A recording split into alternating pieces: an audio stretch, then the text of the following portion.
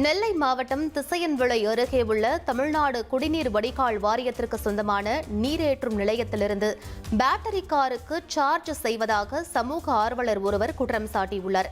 இதுகுறித்து வீடியோ காட்சி ஒன்றும் வெளியிடப்பட்டுள்ள நிலையில் நாகர்கோவிலைச் சேர்ந்த பிரவீன் என்பவர் அரசு மின்சாரத்தை பிரத்யேக பேனல் அமைத்து திருடி வந்ததும் தெரிய வந்துள்ளது.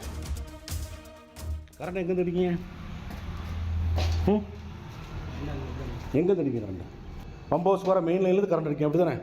இதுக்கு ரெகுலராக அங்கேருந்து சார்ஜ் போட்டுக்கிறாங்க. நீங்கள் என்ன இங்கே வண்டி எஸ் மொபைலுக்கு சார்ஜ் போட்டுருக்கீங்க, வண்டிக்கு சார்ஜ் போட்டிருக்கீங்க அப்படி தானே? இல்லை, நான் வந்து இன்னைக்கு நைட் டியூட்டிங்க பார்த்தேன். எஸ், அது டுவாடோட மெயின்டெனன்ஸ் ஒர்க்கு. Right, okay. அதனால் இன்னைக்கு சார்ஜ் போட்டுட்டு இப்போ கண்டினியூ பண்ணுறேன். சார்ஜ் போடுறது கவர்மெண்ட்டுக்காக போடுறீங்களா, உங்கள் பர்சனல் யூஸ் போடுறீங்களா? ஒர்க்கு பர்பஸுக்கு. எஸ், அதுக்கு போட ஆத்தரைஸ் இருக்கா உங்களுக்கு? இப்போ எங்கள் சார்கிட்ட பெர்மிஷன் கேட்டு ரிட்டர்ன் ஆத்தரைஸ் இருக்கா? இதுக்கு கரண்ட் பில் எப்படி நீங்கள் கட்டுறீங்க? கவர்மெண்ட்டுக்கு கரண்ட் பில்லு எங்கள் டுவாட் இதுலேருந்து தான் கட்டுறோம். நீங்கள் பர்சனலாக கட்டுறீங்களா? மீட்டரிங் பண்ணி தான் கட்டுறோம். மீட்ரு எங்கே இருக்குது?